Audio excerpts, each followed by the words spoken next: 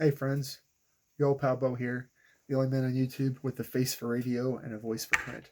Coming at you with a video response to the last couple of videos from Abe El Haguar. Uh, you may or may not have seen, I did an exercise in role playing with him Monday, and there have been a couple of video responses to it already for good and ill, and I wanted to weigh in and give my take on it. You may or may not know that Abraham does a lot of videos on the nuts and bolts of role playing, how to run a game, how to be an engaged player, how to be an engaging game master. And I was fortunate enough, he invited me to play a game with him, Crispy, and DM Bloodworth, if you follow their channels. They also do videos on various aspects of games, playing games, running games, games and game mastering. Um, as I've said before, I'm the weakest link, when it comes to that kind of things. I have very little practical experience either playing games, more running games at this point actually than playing games. I said I haven't played a real role playing game this century, and I do run a game with some very talented and experienced players. People have been playing role playing games for more than 20 years, collectively maybe 100 years between them. Um, and so I look at things from that side of the GM screen, from that side of the table, from that side of the dice. And to get a little perspective, he ran a horror one shot. He encouraged the players to um, play themselves as PCs, which had a lot of interesting dynamic. In one respect, you should know how to be yourself, and so that left more opportunities for character interaction, being in the moment, being in character, reacting in first person, and so on. So I really did like that. I really did get a lot from that. On the other hand, the system was very simple. Players didn't roll dice. There were very few dice rolled and very few mechanics.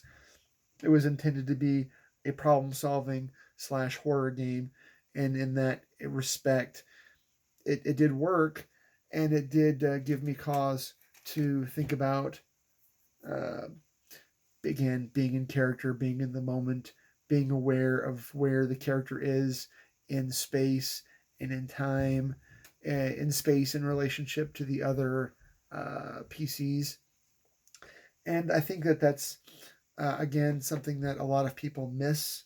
Now, I'm not the kind of person that's going to throw stones and tell you that you have to role play this way. I think there are a lot of ways to play a game, and I think that people need to first of all be comfortable at the table, and then second of all work on building skills and doing character interactions, and um, and then of course learning rules and mechanics and how players should interact and how those things go. To that end, I did enjoy it, especially as it gave me pause to be really aware and cognizant of my ability to stay engaged. Um, to some people, especially newer players, I think that can be a challenge. Um, there are no breaks to ask about what TV show you saw last night or where things are going with your personal life. Uh, it's a requirement that you engage. There were no pop culture references. There were no attempts at out of character humor between the players. It was head down, remain engaged, solve the problems, speak in the present tense, don't ask mother may I questions, uh, just do it. And these are things that I think about from a role playing perspective, and things that I've always enjoyed about role playing. Some people say, well, at that point, does it become community theater?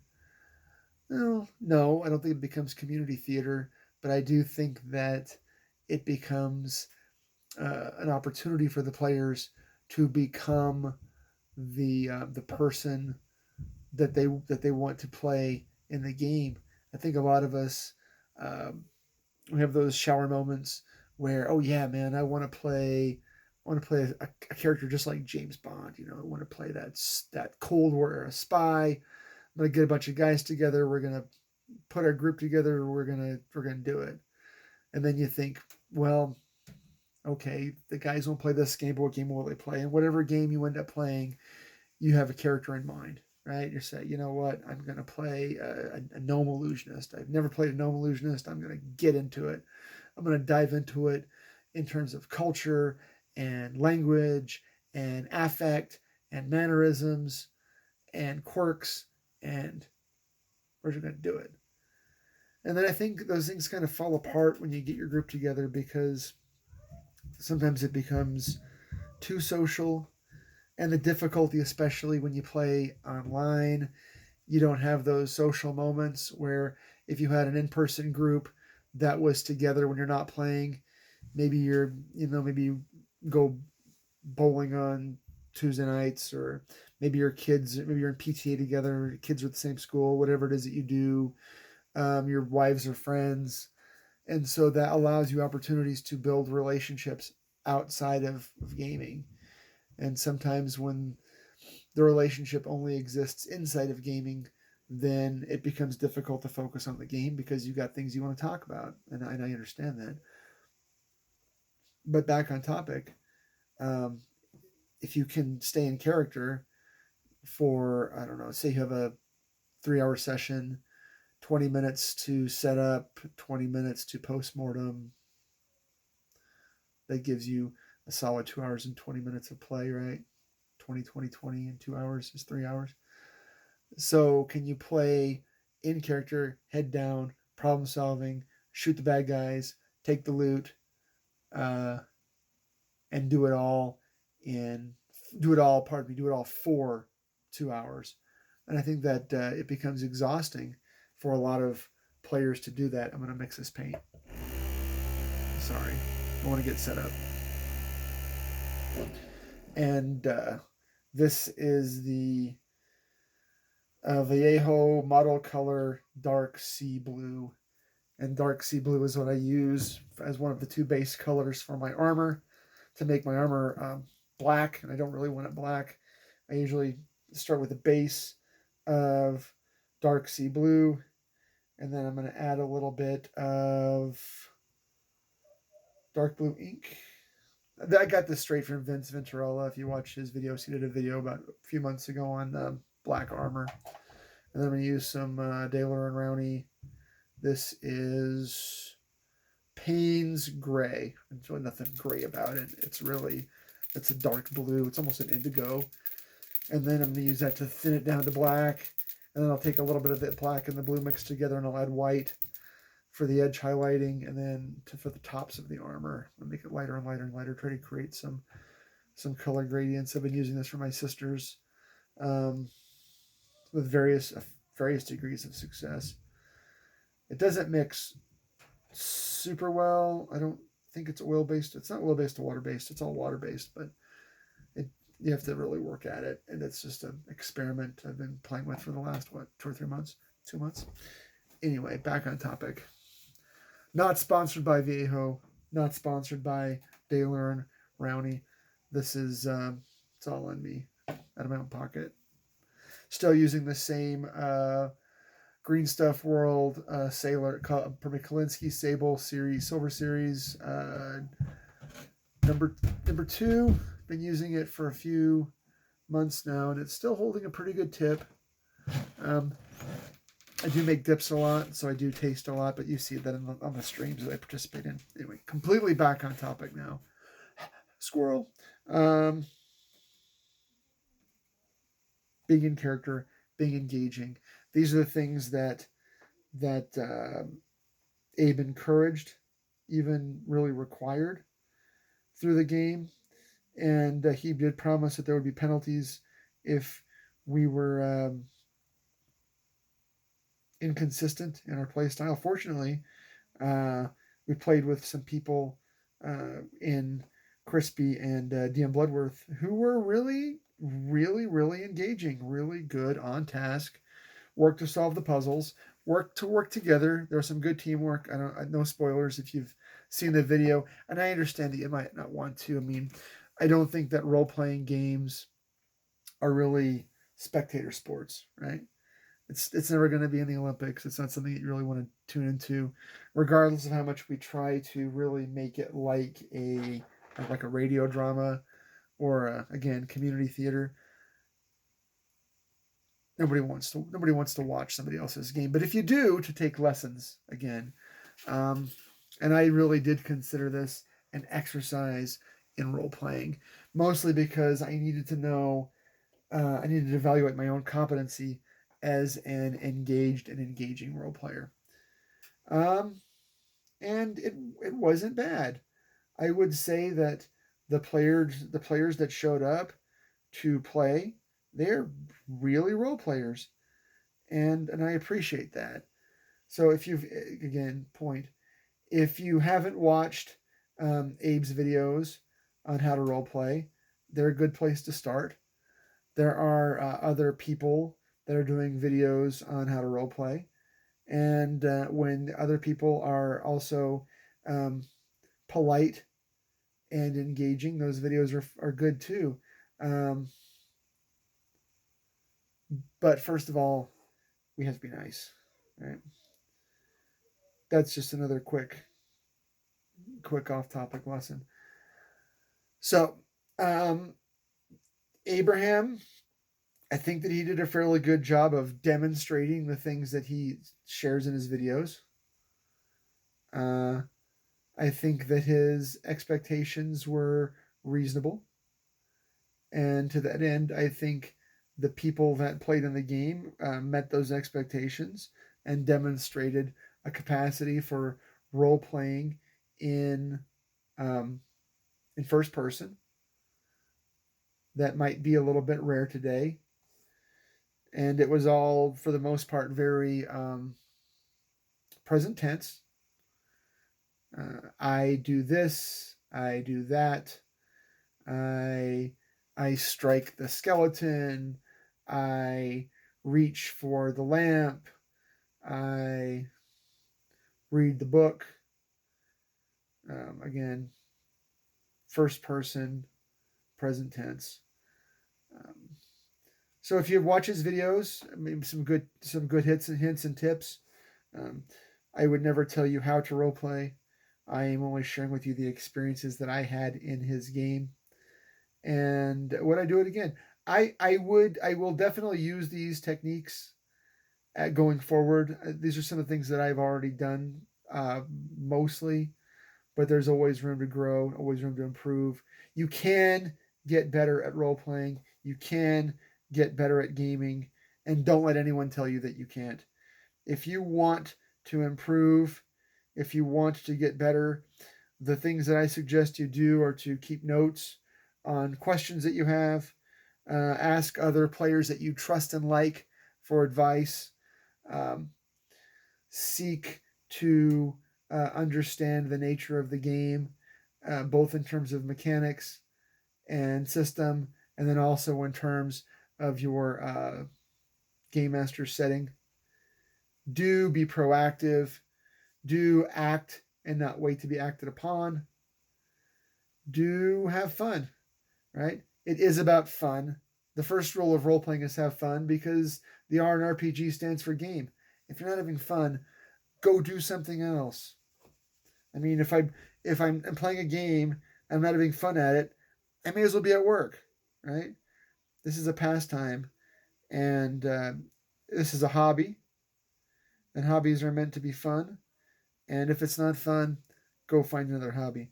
Remember, kids, the first rule of role playing is have fun. The second rule of role playing is your hobby, your way.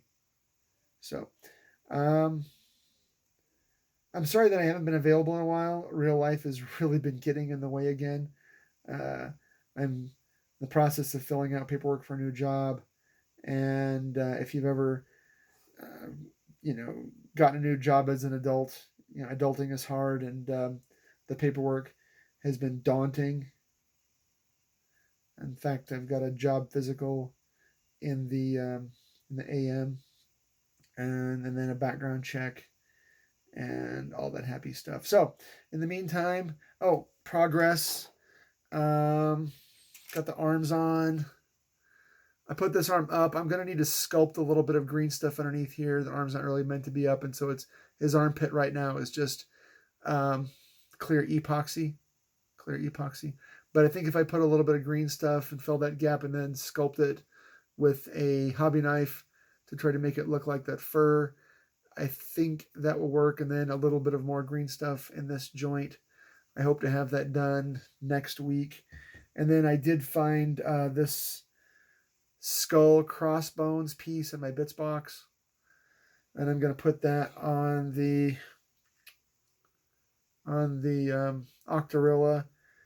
I haven't found any more bits yet. I'm hoping that if I can maybe go over to the Dollar Tree and find something.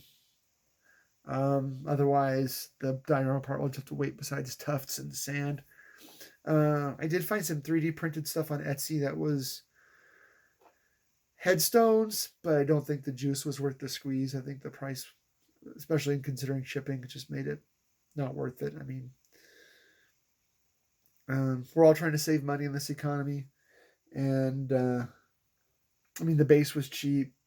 The milliput was like $5 because I was out, and then the 4-wire I already had, and the Octorilla was a gift from Emperor's Choice.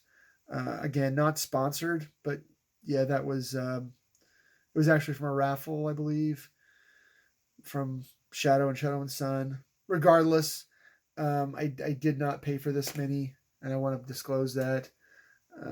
Not a sponsored video. It's just I do want to eventually offer a review of some kind. I like it. It's obviously an older mini. It's cast flat. It's not in a super dynamic pose, but it does have a good sufficient amount of detail, and you can tell it was hand sculpted. And you can tell the person that sculpted this mini really, really put their heart and soul into it.